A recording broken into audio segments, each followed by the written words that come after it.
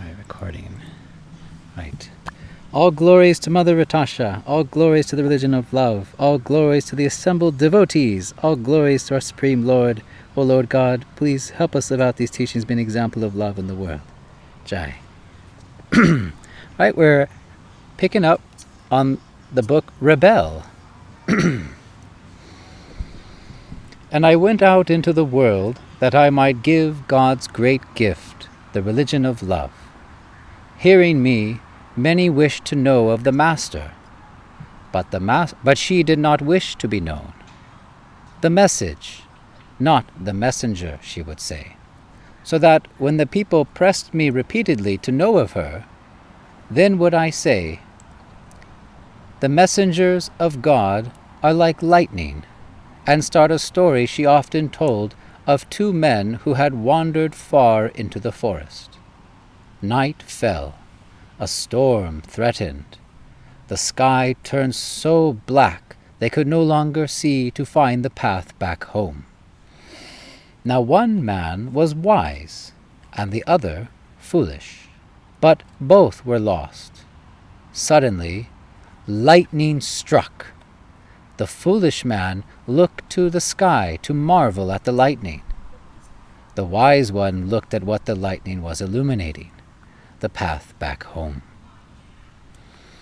So it was that I went out into the world, and in the world my eyes were opened, and I saw, as in a dream, the ancient prophecy fulfilled, of civilization's devastation, degradation, corruption, and destruction. I saw false leaders and fake followers, and I burning, for though myself I could change, the world I could not. At iniquity my anger was kindled, at injustice I roared like a wounded beast. I was as a raging fire.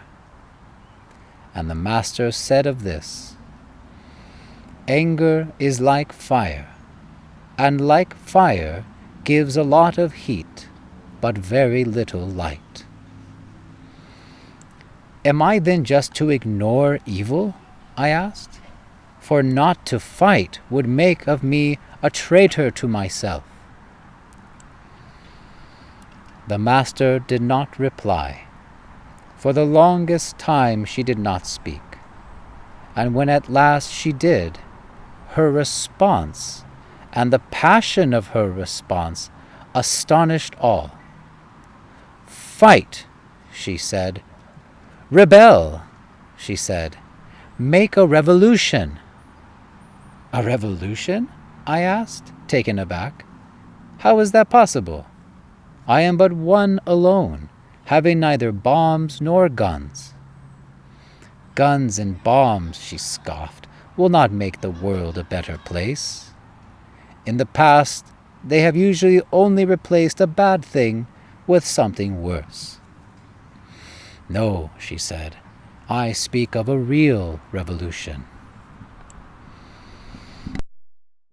Hearing the word revolution, a man at the back shouted out, Right! Fight! Rebel! Fight fire with fire! And shielding her eyes against the sun, she looked out into the crowd searching the shouting man, and finding him said, No, you do not fight fire with fire. You fight fire with water. Then turning back to me, she said, You have spoken for all to hear of the ancient prophecy, but told only the half. The half you have spoken, the terrors we are now witness to, are but the last gasp of a dying regime, the end times of the old order. Look now instead, she said, at the second half of the prophecy, which we will see fulfilled, that in this our time there will be a spiritual revolution which will inundate the world with love. When I say the word revolution, it is of this that I speak. Okay, yeah, stop there.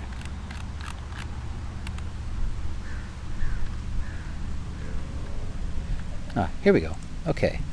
And I have a few of my notes from Mother Atasha's classes in the past to help out.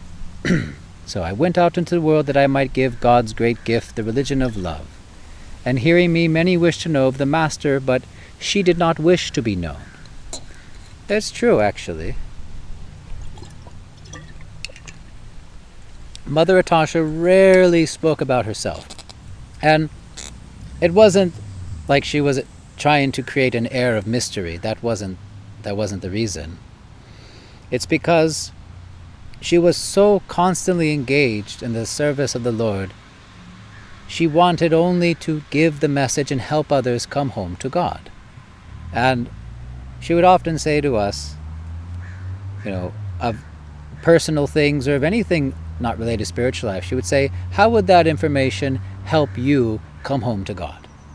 So whenever we had public programs, we'd always start off by telling folks, don't ask any personal questions. And still people would ask, where did you come from? Oh, what's this? What's that? What's your favorite color? I mean, people would ask all these personal questions, and Mother Atasha just would never entertain it. She said, I'm here for you. I'm not here for me. And that's also out of humility. The devotee of God is not seeking aggrandizement or fame or respect or credit or anything like that. They just seek to be of service. And there's a little bit of urgency that the devotee has to give this message out because there's so little time and so much to do. And that saying right there, Mother Atasha definitely lived. She really felt like there really wasn't enough time in the day. There was so much she wanted to do. And she went out in all her days trying to serve as much as possible. But there's a greater teaching here. And she says, the message, not the messenger. And what that's saying is, that is where our focus and attention should primarily be on, is the message, the teaching that will help us come home to God. And the funny analogy I came up with the other day, imagine you go to a doctor and you're dying of this illness, right? What would you rather have in your little time in your appointment? Would you rather hear the doctor's treatment and prescription on how to get better, or do you want to hear his life story?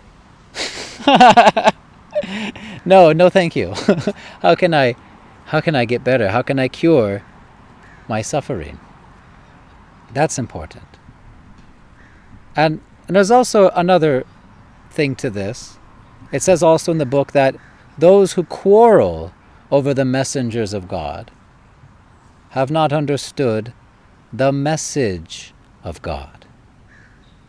We're not meant to linger on the surface. We're meant to get deep down to the heart, to our heart, to come fulfill life's purpose, becoming again the lover of God.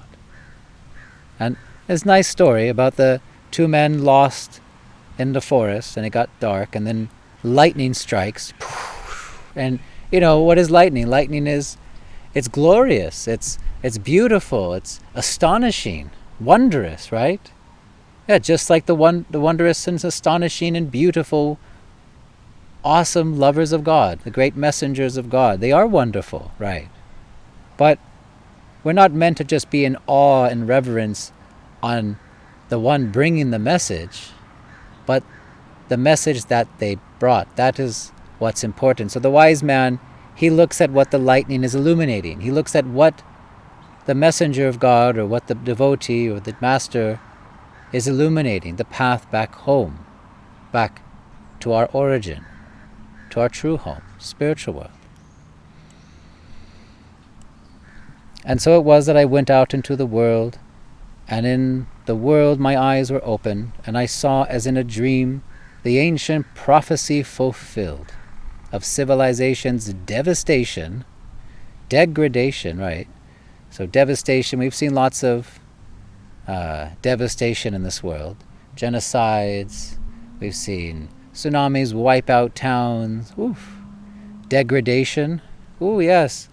Boy, has morality taken quite a steep decline. Corruption. Oh, yeah. Plenty of corruption all around. Organizations, and our financial districts, and our politics, and our day-to-day. And destruction. So much violence, so much war, so much needless suffering. I saw false leaders. Right. Don't we have very duplicitous, fake leaders? Say one thing, do another. And fake followers. People who, flip-flop here and there, whatever they're in the mood, and don't have any sincerity or not any conviction to anything. And I burning, for though myself I could change, the world I could not. Yeah. You can't change the world from worldly ways. No. You can change yourself, and you can change your experience in this world, but you can't change the world. It's like going to a maximum security prison that's full of violence and vice and suffering. And you think, I'm going to change this place. I'm going to make it nice. I'm going to make it peaceful. No, it's kind of by design like that, honestly. That's, unless you change the heart of every single person in that prison house, including the guards who are stuck there too, then yeah, you could change. But that happens with one individual changing their own consciousness from hate and fear and the illusory material nature to truth, to love, to knowledge. And that's a one person at a time kind of thing. And the Master said of this, at iniquity my anger was kindled, at injustice I roared like a wounded beast. Mother Atasha was always very touched by this part. Roared like a wounded beast. I mean, think of it. You feel such rage, such anguish, but at the same time you're suffering, you're hurting. It hurts to see all this suffering, all this violence, all this ignorance in the world. At the same time, you just want to lash out and do something about it. But as that old proverb goes, it's better to light a candle than to curse the darkness. It says that I was as a raging fire. Now, I want to emphasize something here, because there's a lot of stories out there about spiritual people, about saintly people and their lives, and most of it isn't true. You see, we have this idea of spiritual life where one doesn't get upset or never gets angry, right? This kind of, non-stop zenness, like they never get stirred up. And there is a platform like that where everything is ecstasy, where it's all blissful, but we're not meant to stay in that enjoying state. The devotee comes down from that platform to have compassion and help the people in this world. Jesus, for example, he got angry. He was kicking the moneylenders out of the temple. He gave harsh words to the hypocrites. Moses, he broke the first of tablets of the 10 Commandments, when he saw the Hebrews worshiping idols. And Moses also had fear. He wanted his brother Aaron to go speak to Pharaoh. So, a devotee has feelings. This is natural. So, and the Master said of this, anger is like fire, and like fire gives a lot of heat, but very little light. Right? So anger is like fire. You burn in anger. And anger is an emotion. Emotions are energy, really. They're energies. And gives a lot of heat. So a lot of passion, a lot of, impetus to act. Impulse, honestly. But very little light. And that's because when we become angry, we become stupid. And we make mistakes. We lose our intelligence. So very little light. We lose our knowledge when we are in such an angry state. Muhammad Ali, the great boxer, he used to say so much things before a fight to his opponents. Get them all riled up. Get them angry. And when one is angry, you can't fight well. And Ali would win the battle, or win the match. Am I then just to ignore evil, I asked? For not to fight would make of me a traitor to myself. The master did not reply. For the longest time she didn't, and finally, when she did, the passion response astonished all, which, imagine being there, sweet Mother Atasha, helping the poor constantly, always bringing down the false barriers between all the hatred between men. And here she's saying, fight, rebel, make a revolution. That definitely caught people off guard, right? But Raja's like, revolution? I'm just one guy. I don't got any bombs. I don't got any guns. She's like, guns and bombs. That's not what I'm talking about. And of course, she says, that usually only replaces a bad thing with something worse. A bitter seed produces bitter fruit. So when you act in violence, then you're going to have destructive, violent ends. No, she says, I speak of a real revolution. Oops, skipped far. Oops, my bad. So, when you see injustice in the world, you must keep your goal in mind. Do you just want to lash out and hurt?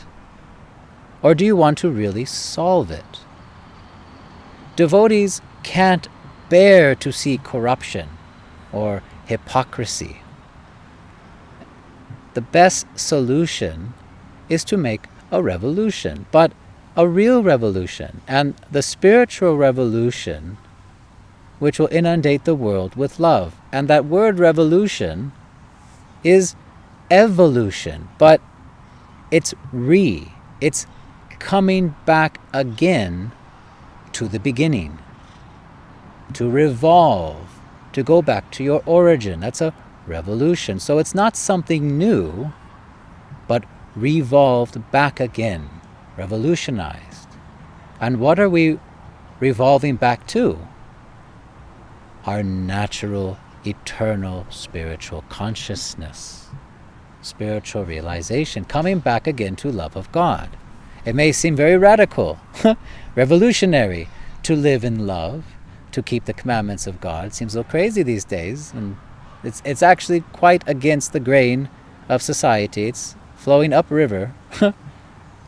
But this is the real revolution that we're meant to live out if we're going to bring actual, lasting, beneficial, positive change in this world. And it starts with our hearts, our consciousness.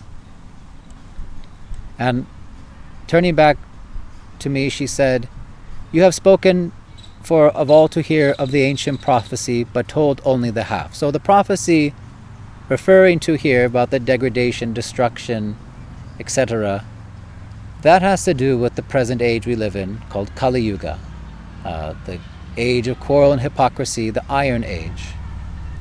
And yes, it is prophesied, particularly in Srimad Bhagavatam, how degraded these current times will be, how our political leaders will all be rogues and thieves who plunder the riches of the people, how there'll be great hypocrisy, lies, and quarreling, and all good values and morals will practically disappear. And we're seeing that. And spoiler alert, it keeps getting worse. It's going to keep getting worse. It's not going to get much better. But Mother Atasha says, you've spoken for only half of the prophecy. The half you've spoken, the terrors we are now witness to, are but the last gasp of a dying regime. The end times of the old order. And what's that meaning? The end times of the old order? It means the old way of thinking, the old ways of acting and behaving in this world, the selfishness, the greediness, the hypocrisy, all of that. Look now instead, she said, at the second half of the prophecy, which we will see fulfilled, that in this our time there will be a spiritual revolution which will inundate the world with love. When I say the world revolution, it is of this that I speak. So there's another part of that prophecy. And that prophecy likens this dark age of Kali, Koro, to a ferocious dark jungle with dangers at every turn, and thorns and poisonous serpents, etc. And flowing through this dark jungle is a golden river. And anyone who jumps into this golden river can flow safely out of this dark jungle back home to God. And this golden river particularly is made of knowledge of the chanting of the holy names of God. And it's a 10,000 year window, if you want to know the specifics. Kali Yuga itself is about 432,000 years, of which 5,000 we are currently into. So if we're only 5,000 years into it and it's already looking this bad, you can only imagine. But we're 500 years into this Golden River prophecy, where it's the easiest time to become self-realized, to become again the beloved lover of God. This is the easiest time. It's a golden river, but it's also the silver lining of this age, actually. In no other time throughout any age of history, including the good golden age where everything was actually quite peaceful and lovely on earth, even then was not as simple and easy to fulfill the perfection of life and become again spiritually realized and break the cycle, the samsara of birth and death, and go back home to the spiritual world. Right now we're actually all have hit in the jackpot by being born right now as humans on this earth in this time. We're very, very fortunate because the knowledge that is available right now, if we but only hearken to it, practice it, chant the holy names, will make life perfect, make life happy and peaceful. And to share that with others, spread that love around, as Rajak's saying, going out into the world to give this great gift, God's great gift, the religion of love, pure message of God, love of God. This is the revolution. And it starts by one person lighting that fire in their own heart, that fire of love, and by contact, inspiration, communication, light the fire of another candle, another heart, inspiring one another. And it's one person at a time. So you could technically make that prison house, that maximum security, hellish penitentiary, into a heaven on earth, really, if the consciousness of everyone in that prison turned to God, turned to love. And then it wouldn't be so bad at all, would it, in the prison? It would be all peaceful, it would be absolutely wonderful, it would be blissful. And so could this world, could be heaven on earth if the will of God was done and lived out in the heart of man.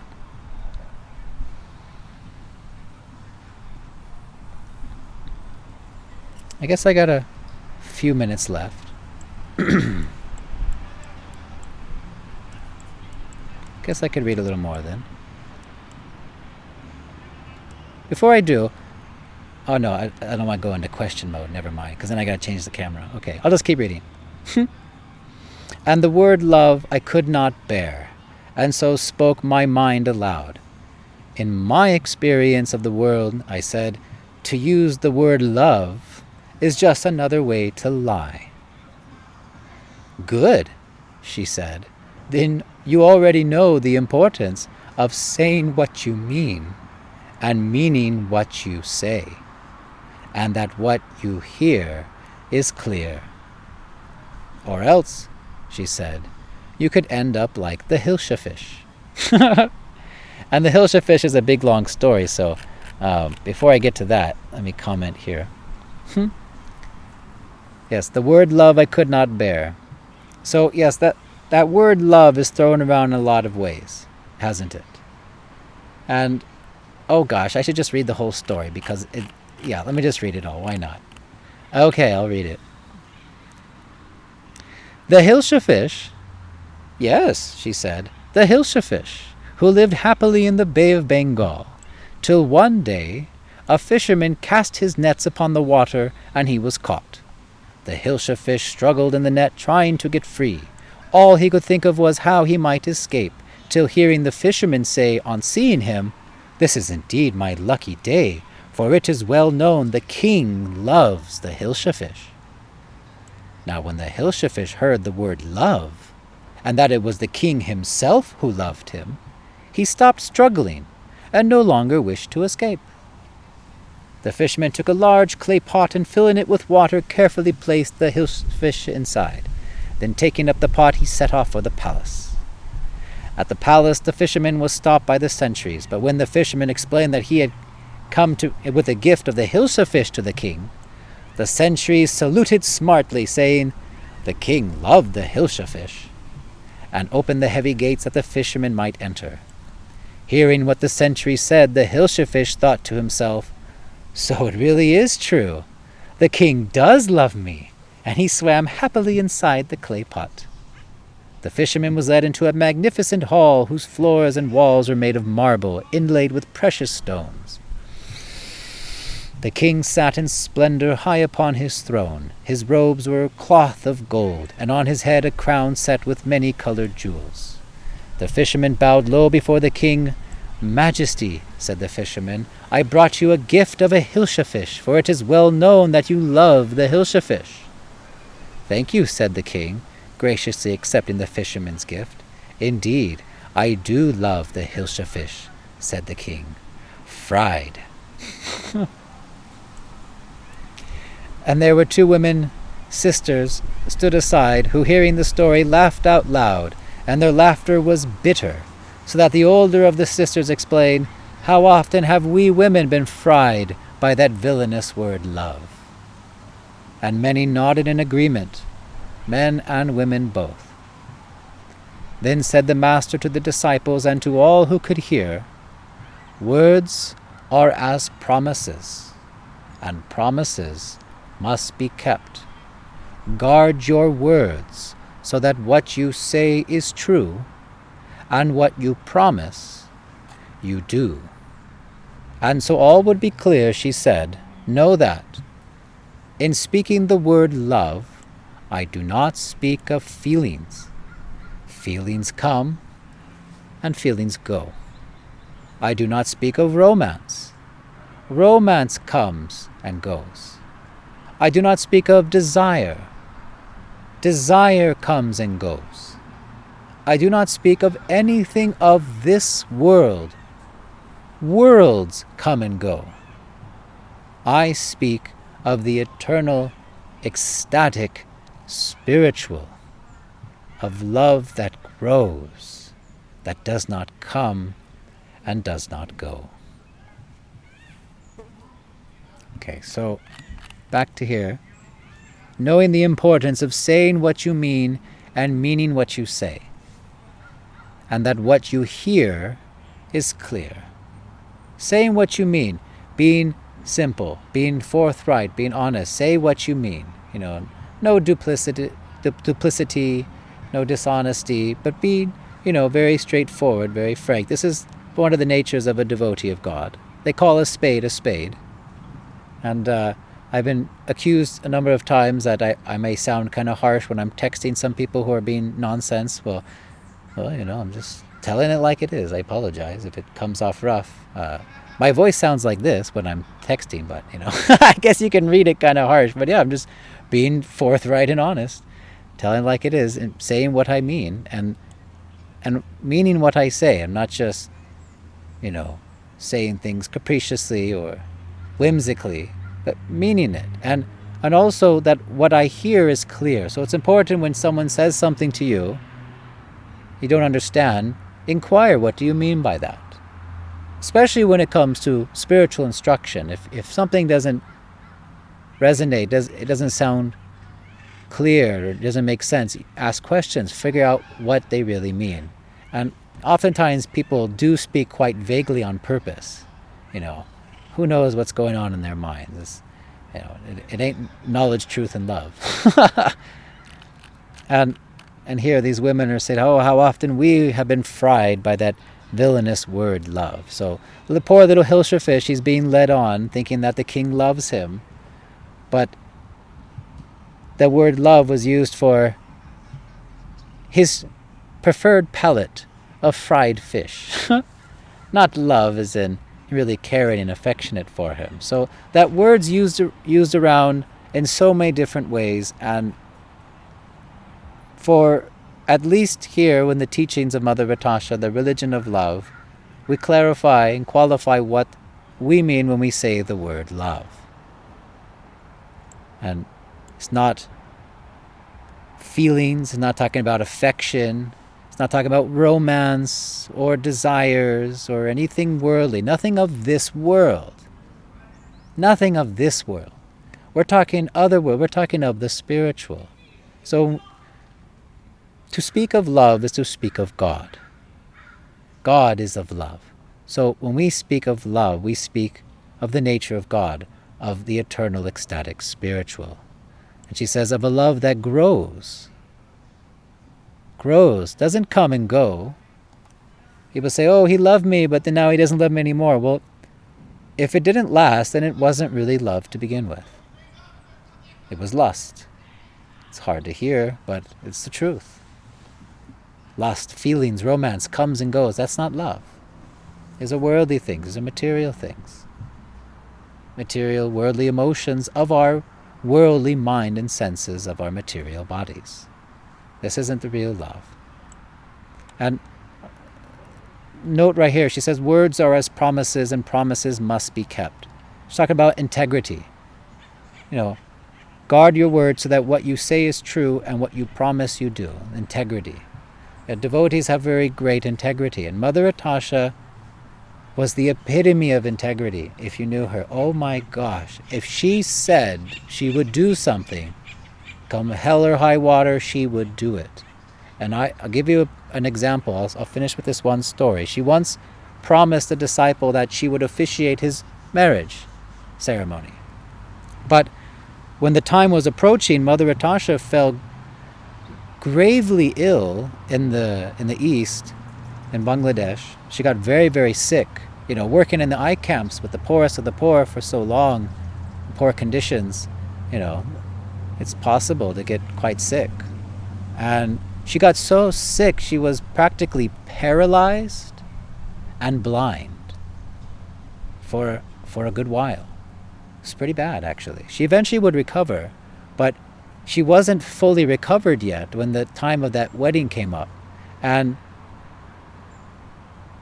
Rajak would say, to tell her, you shouldn't go. This is nonsense for you. What, you don't have to do this. I mean, you can barely stand. You can't even see. And she said, I gave my word. And she went. And Rajak had to hold her up. And she did officiate the marriage. She barely could even see anything. And she did it. That's the integrity, of a great devotee. Now, in my personal opinion, those people should have, changed their wedding date, honestly. And they turned out to be quite rascal people that left spiritual life anyways. But so, but Mother Vitasha, oof, what a shining example of integrity. So guard your promises, that what you say is true, and what you promise you do. Okay, I'll stop there. I know I went well over with the whole Hilsha fish story, so my apologies. Let me pause this for a quick second.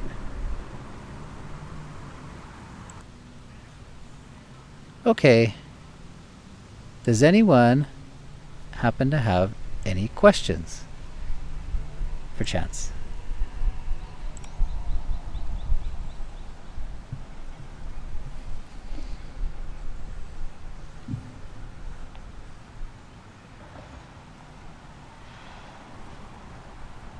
Yeah, I have a question. Yeah, brother. Yeah, you mentioned spiritual masters, they do get angry, but as a devotee or just someone studying, I don't really see myself being able to get angry at, or like, it doesn't feel right to be angry. Sometimes, you might be angry for a wrong reason since you're not fully in knowledge. So should you, should I be feeling angry at things? You know what I mean? I'm not exactly a master, Oh, I feel you. Right. Well, until we come to that state of love of God, of purification of our heart and minds, for the most part, all the anger we're feeling isn't that righteous anger that a pure devotee might feel.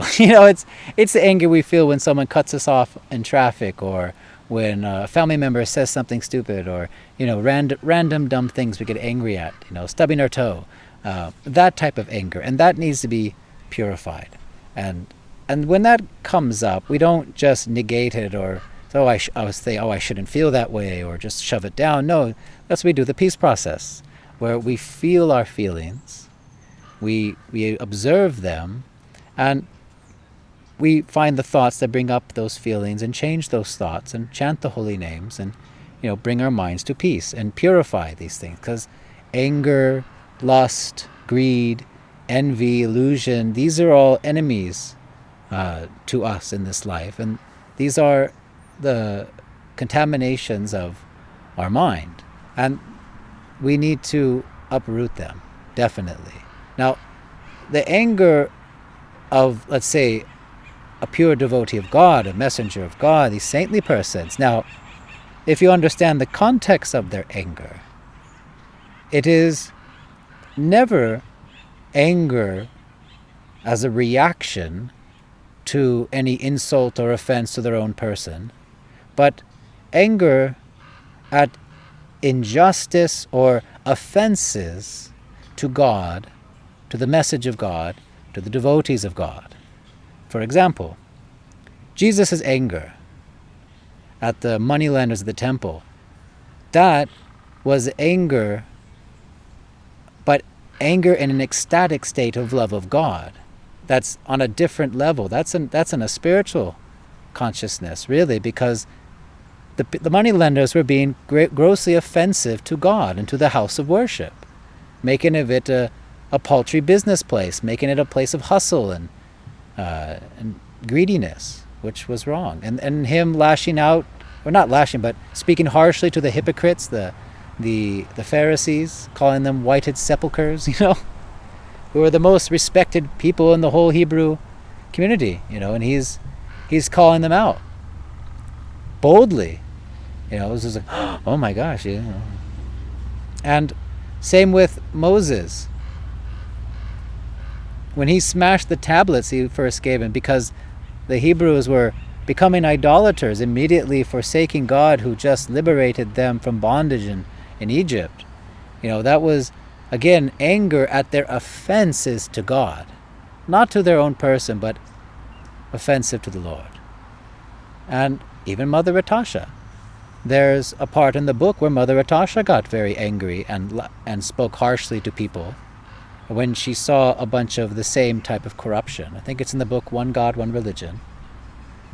And she says, you people tell me I shouldn't be offensive here, but it's you and your ways that are offensive to God and to man.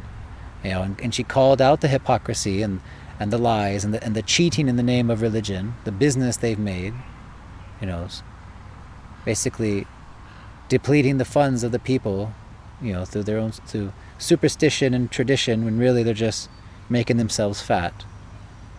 So this type of anger is only displayed when the devotee of God witnesses offenses to God's holy name, God's message, God's messengers, or God's devotees.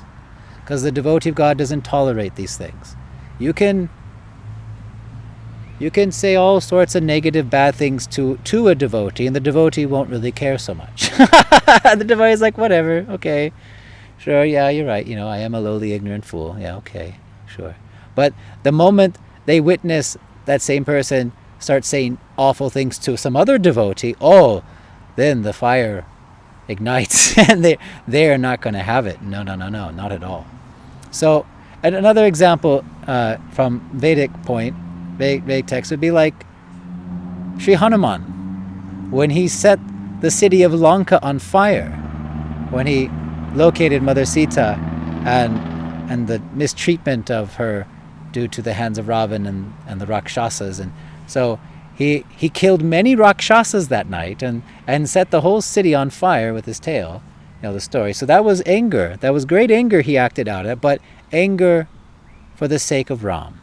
Anger for the sake of his Lord. So, yeah, but we're not at that state, of course. But of course we can still, get angry when we see people being quite offensive to God or the message of devotees, like I said. And I do too, actually. I get very... I don't tolerate it one bit when I see anybody talking Shaisa, saying blasphemous, disgraceful things to the scriptures or to some devotees or messengers. Oh, I don't tolerate it one bit. That's no, not up in here. At least not in the serve. In the serve is so easy. I can just go kick, or ban.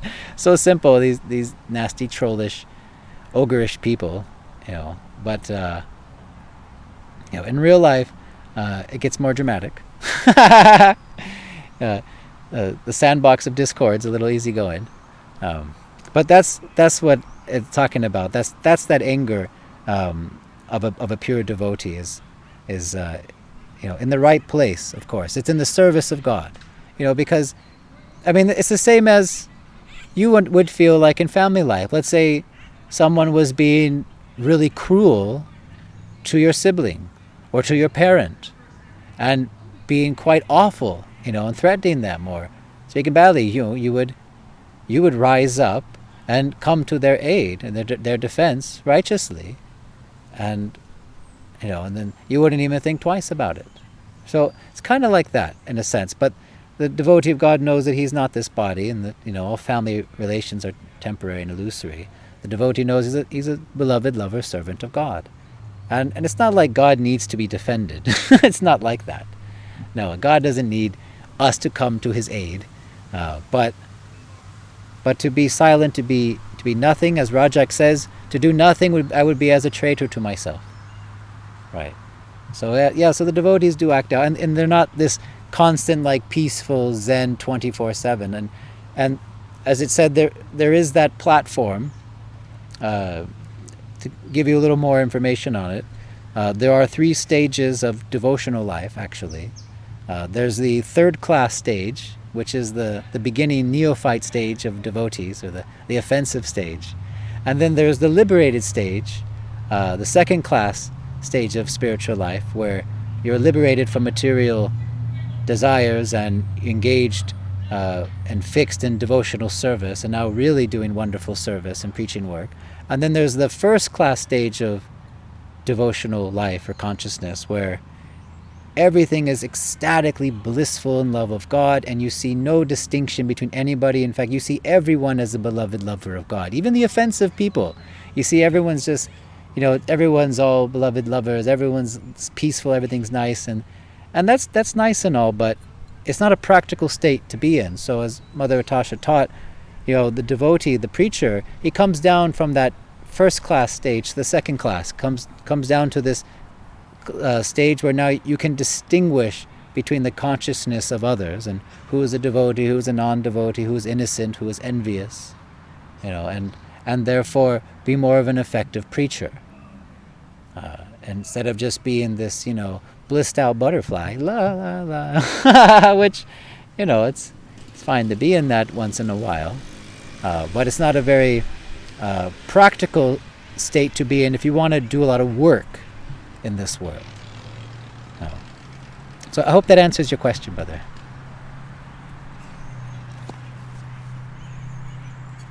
Yeah, it does. Thanks. Oh, you bet.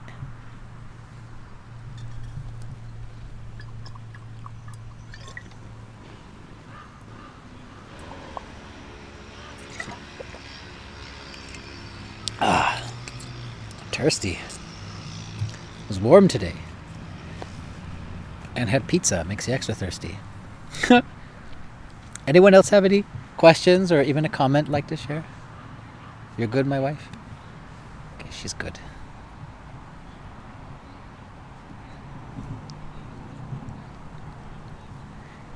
Yuri and Yeti, y'all good?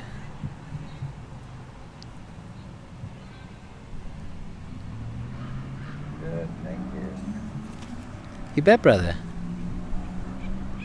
Okay then. Well, I guess that might be a wrap then. Yeti, you want to say something? Yeah, there's many cases of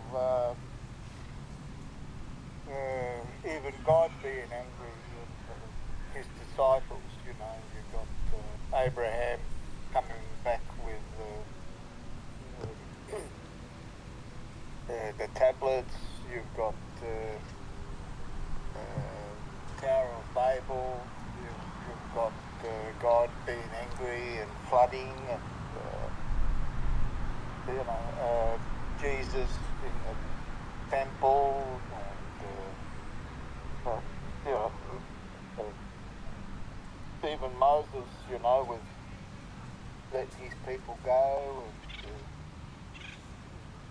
God destroying the pursuing Egyptian army, and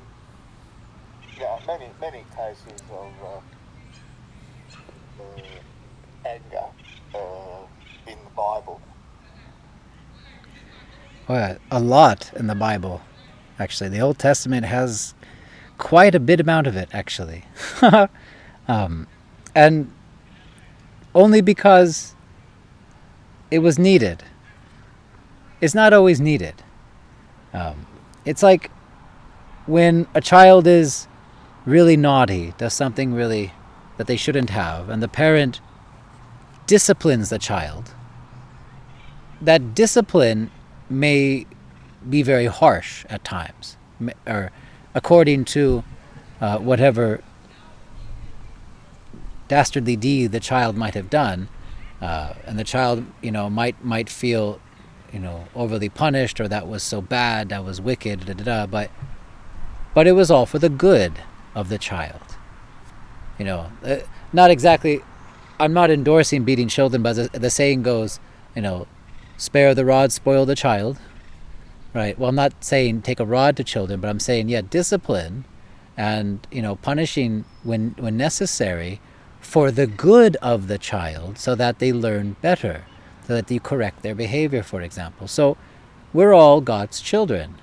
And sometimes we need to be disciplined and taught a lesson too, if we have become quite the rambunctious little rebels and wretches sometimes.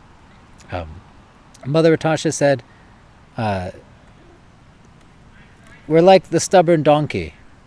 And to get the donkey to move, sometimes you hang the sweet carrot in front, but if that doesn't work, you have the sharp stick in the back to get the donkey to move forward.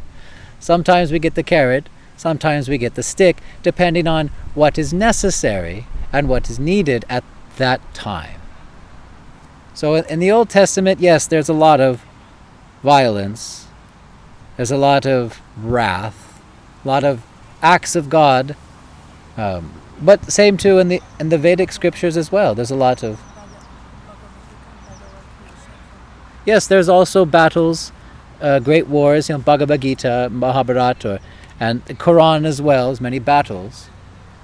And that's because, as a last resort, there's no other way they're going to be taught a lesson, because they're not going to hear. And also the Lord protects his devotees. So destroying the army of Pharaoh, or Muhammad and his followers overcoming great obstacles and many battles by the pagan people that wanted to murder them all, and God would defend them. And same with the Hebrew people, how they would be in so many battles and face great outnumbering odds and still prevail because God was with them. God was protecting his devotees, the faithful. And it's not that he doesn't love the others that are being vanquished. No. In fact, God loves everyone equally.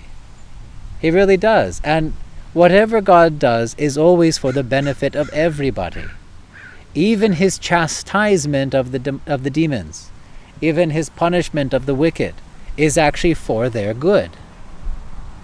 That'll help them clear out some karmic reactions. That may help them to learn a lesson. There's so many different levels we're not aware of, but God is all good, and everything God does is ultimately all good.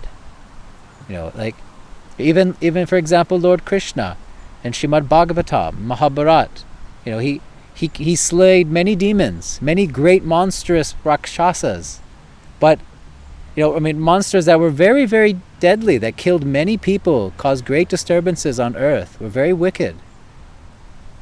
But to be slayed by Krishna, they actually achieved liberation. It was a benediction to them. It actually purified them. So whatever the Lord does is all good, even his so-called anger. And it's a beautiful, another beautiful story about Lord Krishna in the Mahabharat is that during the battle of Kurukshetra, there's a moment where Arjun, whose chariot Sri Krishna is driving, is under such great duress by the opposing general grandfather Bhishma. Bhishma is so powerful. Bhishma is like the greatest warrior ever. He's not only the greatest fighter who's mastered all great weapons and strength, but he's also one of the wisest that ever lived, and also one of the purest devotees. He's actually one of the 12 Mahajanas, the great authorities on the science of God.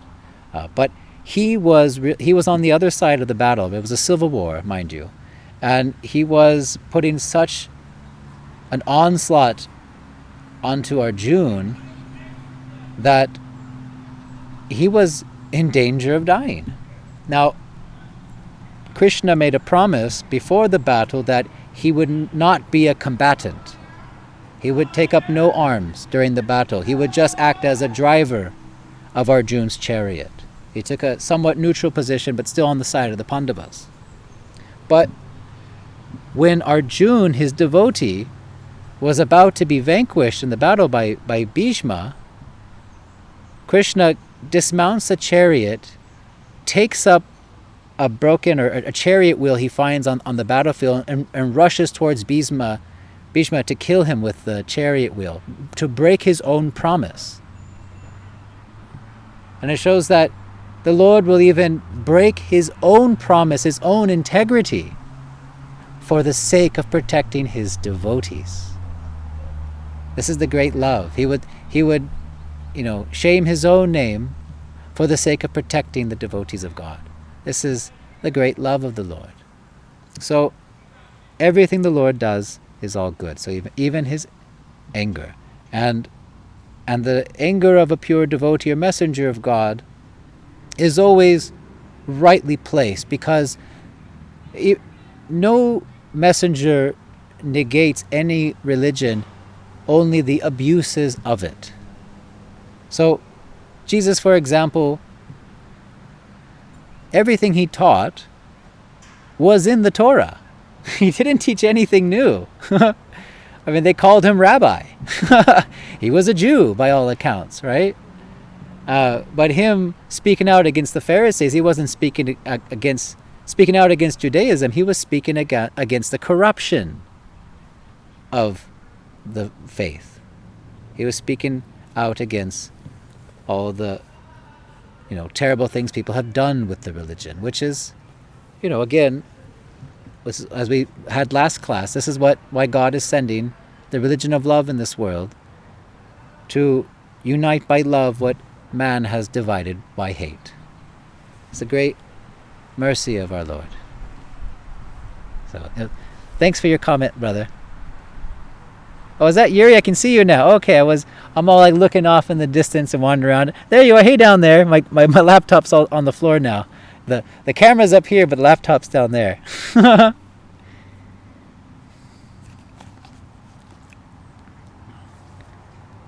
Yeti, were you going to say something? No. Okay. Any last comments? Anybody want to say something? Are y'all good? He's good. Okay. Yeah, the laptop used to be eye level like this, but now I'm using a GoPro, so it's like I don't have to carry a big 5-gallon bucket no more with full of water and use that as the table. Now I just got a couple of yoga pads on the floor. So, anyways, we'll stop there. So, all glories to Mother Natasha, all glories to Religion of Love, all glories to the assembled devotees. Jai.